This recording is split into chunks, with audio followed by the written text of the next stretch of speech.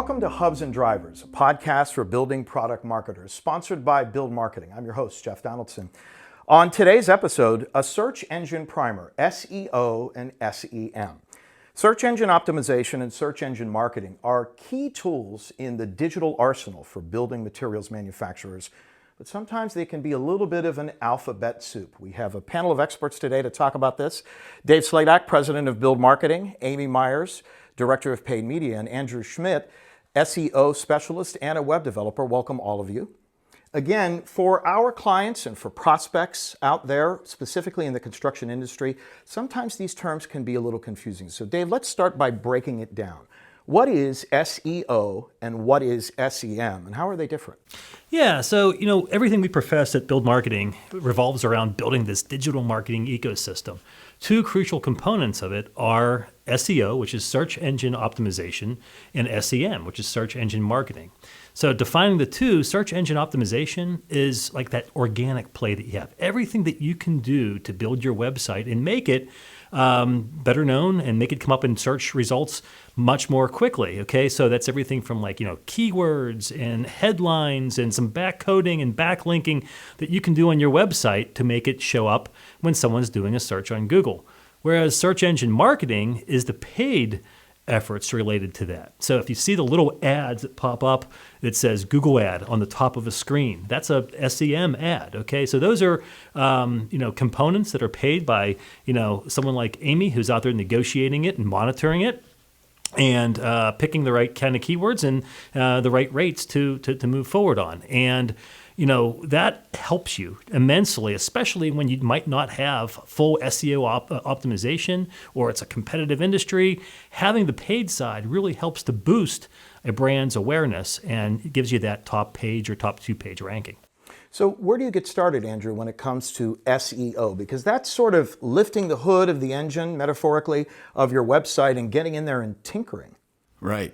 So I like to start by doing a full audit where I take a look at the organic results and take a look at what keywords are driving traffic currently to our client and where we see some competitive gaps. So from there, I'll like to generate a list, work with Amy closely on some of the paid campaigns, and we like to look at which keywords are driving traffic, which ones need help, which ones can be quick wins, and which ones we'd like to take the time to fortify our site with. And it's a pretty iterative process. It's not a straight line. You're doing a lot of investigating in many ways, right? Right. And a lot of it's a try and see approach. We like to start with a really sound list and then work from there. So we can add or remove based on how these keywords are performing.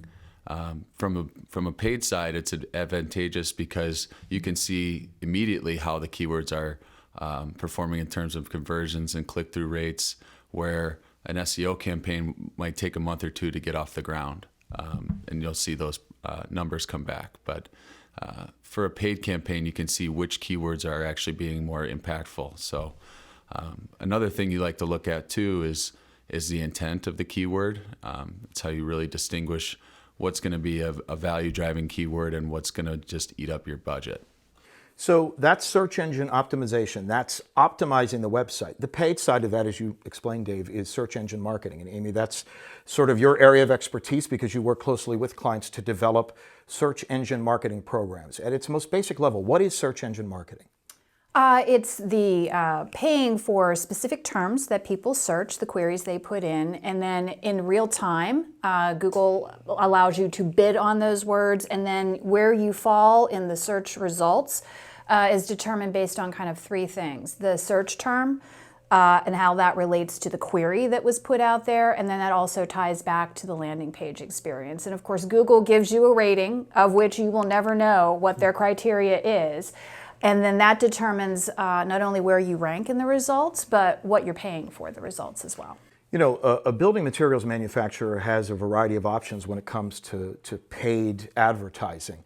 Where does SEM fit into that sort of matrix? How do you go about determining what part of it is SEM versus other types of advertising? Well, it's nice because it's kind of a bread and butter kind of situation, and it's also something that can be done relatively inexpensively. Andrew mentioned we work kind of hand in glove together. We've because we're all based on really results. We're very results oriented at Build, right? So we look at them in terms of gap keywords and bubble keywords, and the gap words are ones where they need some help because they're not showing up in the results. And the bubble ones are, you're almost on page one. Maybe if you just give it a little bit of a nudge, it'll get up there.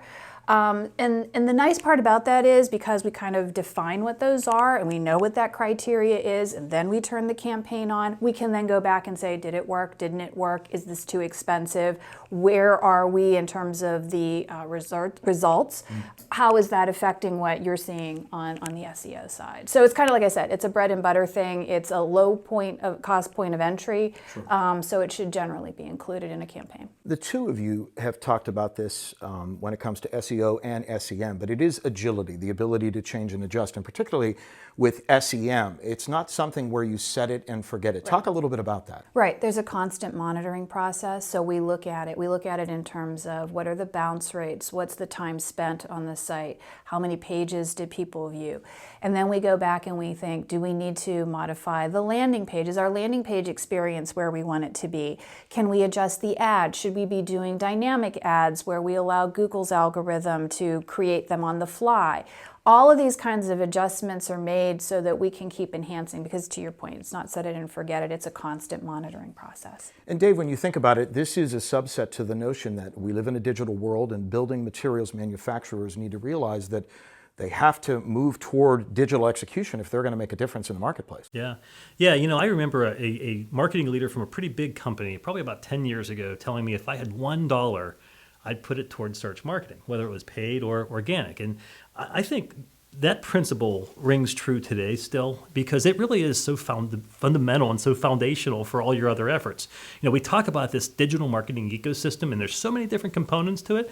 Amy just talked about a few where it's not just about putting keywords out there and an ad out there and seeing if it works. There's a lot of other factors, and they're all related. And so, a great way to start if you, really, really want to get going with your overall digital marketing program is through a paid and organic search process, And then from there, you can really derive a lot of learnings that apply to a lot of the other, components of your overall marketing plan. It's also the low-hanging fruit. Those people are actively searching for what it is you're selling, so they're there for the taking. SEO and SEM, an important conversation. Thanks, everyone, for joining us. It's about making sure you are agile with your digital marketing ecosystem, as Dave said. SEO and SEM are critical tactics, but you got to make sure you have a plan. Well, that's all for this edition of Hubs and Drivers. I'm Jeff Donaldson, your host. Join us again.